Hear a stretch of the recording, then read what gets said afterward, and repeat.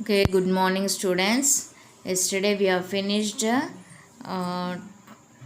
three activities in lesson number 4, refractive of light at plane surfaces. Remaining we will continue now. Today we will talk about the refractive index. So, what is refractive index? See, light travels in vacuum with a speed nearly equal to 3 into 10 to the power of meters per second. So, and it is denoted with the letter C. So, light travels in vacuum. Vacuum means with there will be no air, nothing. So, it will travel in a vacuum with the speed 3 into 10 to the power of meters per second. And this is denoted with the letter C. The speed of light is small than see in another transparent medium. In another transparent medium, we have so many mediums like air, water, glass. So different mediums will have different mediums will be there. So here let V be the speed of the light in certain medium. So in this medium V is here denoting with the letter V. And here speed of the light in vacuum we are denoting with a C. So then the ratio of speed of light vacuum to the speed of light in that medium is defined as a refractive index N. So this we will call it as a refractive index with the letter N. We will denote it with the N. It is called the absolute refractive index. How it is denoted? Absolute refractive index is called the speed of light in vacuum, which will be denoted with the letter C, and speed of light in medium, which is denoted with the letter V. So how we can write the formula? N is equal to C by V. Okay? N is equal to C by V.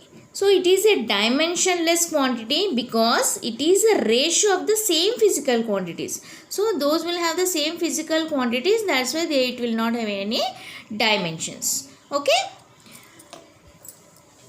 Refractive index gives us idea how fast or how slow light travels in a medium. So we will be having different mediums like air medium will be there, water medium will be there. So in different mediums the speed of light will travel in different way.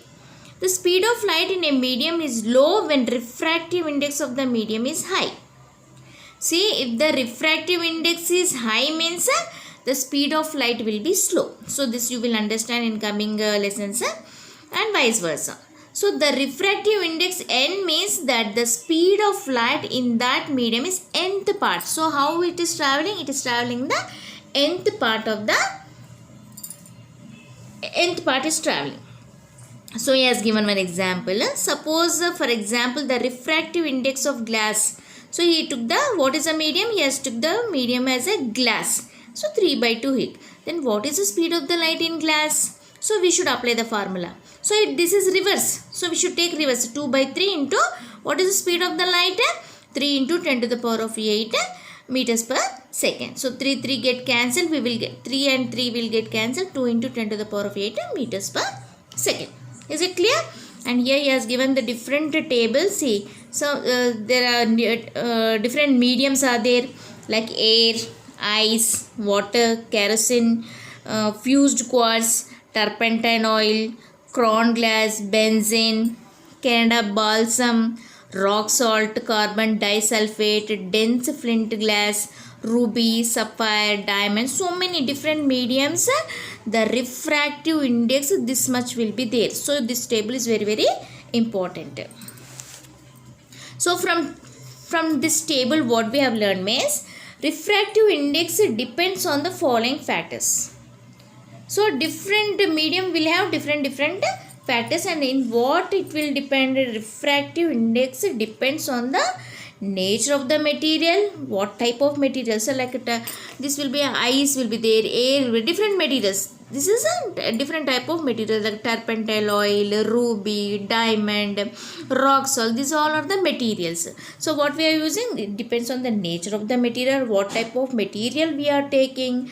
And another one is a wavelength of light used. How much wavelength of light we are used, depending on that it will work. Okay. Next is a relative refractive index. So what is a relative refractive index? Just now we have learned is the refractive index. Refractive index will have the speed of the light and the type of medium we are moving. So what is the relative refractive index? See, the refractive index of medium with respect to another medium is defined as the ratio of speed of light in first medium to the speed of the light in the second medium. So here will be refractive index means only we are talking about only particular thing. So when we are talking about the relative refractive index means we are comparing two mediums. We are comparing two mediums. Here see, let V1 and V2 be the speeds of light in first and second medium respectively. So here is saying two mediums are. Suppose here one air medium is there, some water medium is there too. Here velocity of lights traveling is V1 and in the water medium it is traveling in V2. Okay. So there are two mediums, we are comparing two mediums. So relative refractive index means we are comparing two mediums. So velocity V1 and V2, the speeds of light in first and second medium respectively. Then what is the speed? Relative index of second medium with respect to first medium is given by, he has given one formula. So N21, that is V2, no? Velocity of light traveling in V2. So that is N21 is equal to speed of light in medium divided by speed of light in another medium. This is one medium, this is another medium. Means we are comparing two mediums here. So N21 is equal to V1 by V2. So dividing both numerator and denominator by C, what we will get? You can just see. So N21 is equal to V1 by, we are applying C for both sides. V1 velocity V1 by C divided by velocity V2 by C. So what we will get is CC get cancelled, V1 by V2. We know that V1 by V2 is equal to 1 by N1 by 1 by N2, that is equal to N2 by N1. So total, so at last what we will get? N21 is equal to N2 by N1 is the equation. Okay. This is called the relative refractive index. So this can also write like this. Relative refractive index N21 is equal to second medium by first medium. Okay. And here is given one lab activity, is asking to take one wooden plank and we should take like this. The diagram is like this. He is asking to do one lab activity, like is taking 0 to 90 degrees, 0 to 90 degrees in 4 equal halves. 4 equal halves is taking. So in each 4 equal halves is asking to pass the light in this way. So what happens here? The incident ray and the reflective ray will be the same. Incident ray and the reflective ray will be the same. You can just see here. From sin I and sin R for every I and R, and evaluate sin I by sin R for every incident ray. So here sin I and this is a sin R. That is a rarer medium to denser medium when it is traveling. Incident ray and the refractive ray will be the same. So take the, okay. See, from the above experiment we can conclude that when light ray travels from a rarer medium means like air medium, water medium, like that. So rarer medium air to a denser medium glass, the value R is less than the value of I, and the refracted ray bends towards the normal.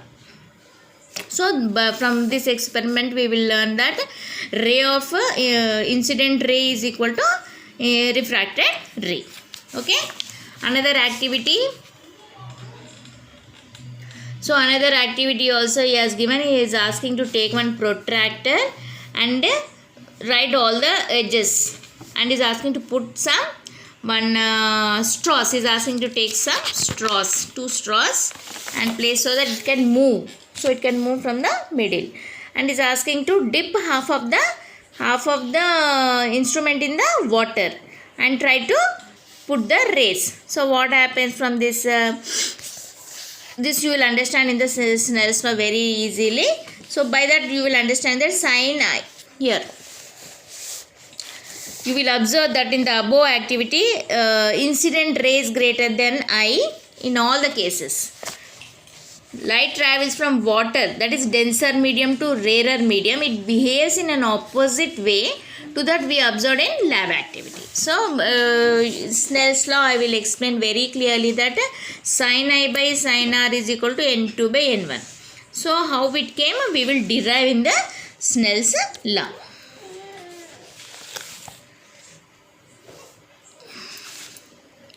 So here, this is Snell's law, children.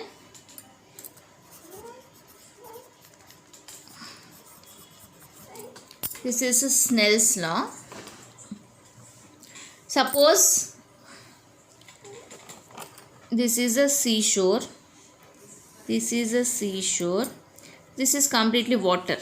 Okay, this is completely water. This is a on the land or air, we can just think. So when a person, here the person A is standing, here the person B is, what is happening? He is drowning in the water. Means he is drowning in the water. So what he is asking, A person has to save the B person. If the person, how the A person will save the B within the shortest period of time, how he will save?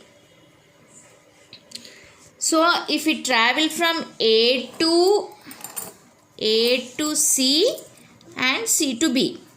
See, the person is traveling A to C and C to B, whether this is the shortest length, or A to D or D to B. Which is the shortest length, we have to find out in this. So we are, in what way the person can save in a shortest period of time, we will learn in this Snell's law. Suppose, see here, so this is a air level, this is a water level. A and D is equal to A and F. A and F. So here A to E, the person is traveling from here to here in the air, that is land. He is traveling from A to E in the air and A to F. 1 second, children.